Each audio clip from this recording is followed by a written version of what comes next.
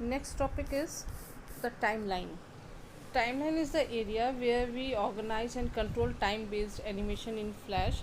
It means कि आप कितनी देर तक के लिए किसी ऑब्जेक्ट को स्क्रीन पर शो करना चाहते हैं. तो this is timeline. Flash documents divide lengths of time into frames. Into frames मतलब जब हम फ्लैश में वर्क करते हैं या किसी भी ग्राफिक सॉफ्टवेयर पे वर्क करते हैं तो हम लेयर्स पे वर्क करते हैं, फ्रेम्स पे वर्क करते हैं. क्योंकि जब कोई चीज़ कंटिन्यूएशन में बनाई जाती है तो फ्रेम्स क्रिएट करे जाते हैं. मीन्स आपने किसी ऑब्जेक्ट को रन करा तो एक फ्रेम बन गया, फिर आपने सेकेंड उसी ऑब्जेक्ट में कुछ और एनिमेशन डाला तो सेकेंड फ्रेम बन गया. तो इस तरह से फ्रेम्स बन जाते हैं.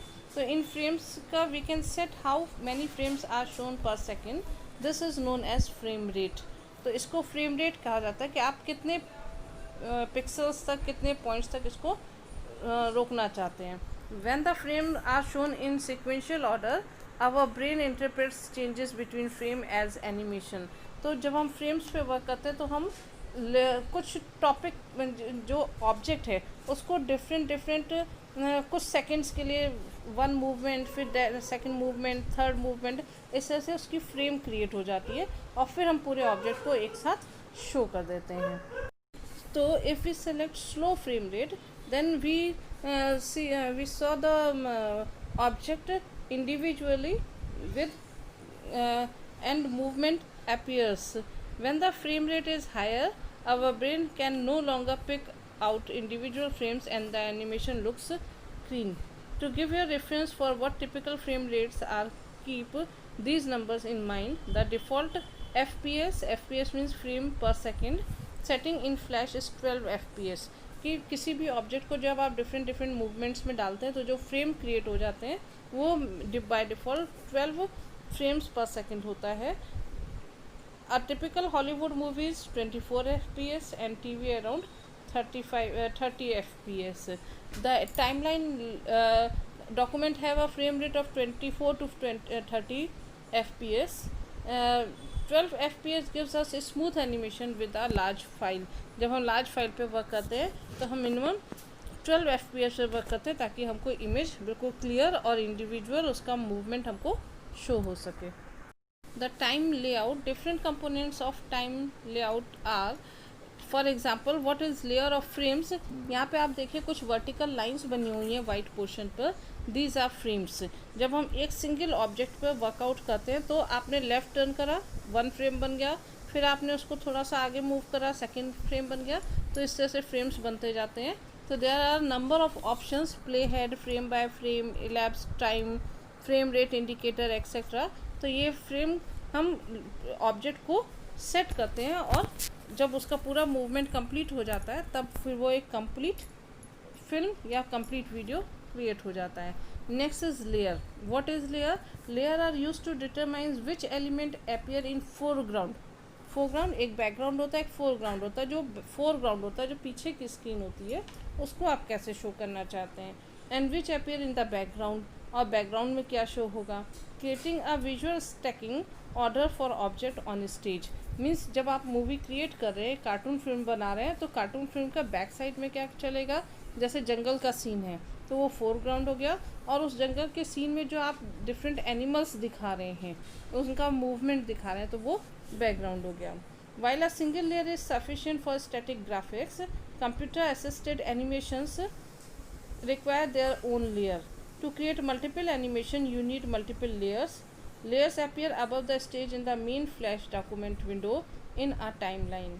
The timeline actually resides its own panel which is anchored at the top of the main document window by default. Working with layers, the standard view of layer is the one that shows the image. First is adding layers. New layers can be added as needed when working in a particular scene in the Flash movie. जब आप particular scene दिखा रहे हैं तो उसमें जब आप movement करते हैं और नेक्स्ट सीन उसी के कंटिन्यूएशन में दिखाते हैं तो this is called layer. The steps to add an additional layer are: first, in the timeline option, left click on the existing layer, select the insert menu, timeline, and then layer. A new layer will be created on the top of the selected layer. Renaming layers, अगर आपको layers को rename करना है तो how to rename? By default each layer is named in numeric sequence such as layer 1, 2, 3 etcetera. It always more useful to assign meaningful names to each layer. अगर हम किसी layer को मीनिंगफुल नेम दे देते हैं तो हमको उसको एडजस्ट करने में ईजी हो जाता है और हम एक कार्टून फिल्म या किसी फिल्म को ईजिली क्रिएट कर सकते हैं. Create the layers by default layer 1 and 2 and 3. If you want to rename the layers name, so it is possible to change the layer name because it is easy to create a continuation in any animated films. So steps are, in the timeline double click on the layer name. Our layer name box will be selected, enter the desired name and press enter key. Working with multiple layers, as layers provide a means to manage and control specific elements of a Flash project. In the coming section, we will illustrate the use of multiple layers. Steps are: open a new Flash document. In timeline, double click on the default layer and rename the layer as circle. In the tools panel, select oval tool. In the color panel, set the fill color as required. Draw a circle in the middle of the stage. The steps to create rectangular layer. आपने circle create किया वैसे ही हम एक rectangle layer को भी create कर सकते हैं. Same procedures are same. Insert a new layer, insert menu, timeline and layer. Select a new layer added above the circle. जैसे आपकी इसमें फिगर में दिखाया गया है कि एक रेक्टेंगल एरिया आ रहा है, तो double click on it and rename it rectangle. In the tools panel, select rectangle tool. Colors panel, set the fill color as required. Draw a rectangle on top of the circle on the stage. The steps to create a polygon, same as polygon. अगर आपको polygon create करना है तो जैसे आपने rectangle और oval को create करा या circle को create करा, वैसे ही हम polygon को भी create कर सकते हैं. Next is the steps to change the layer order.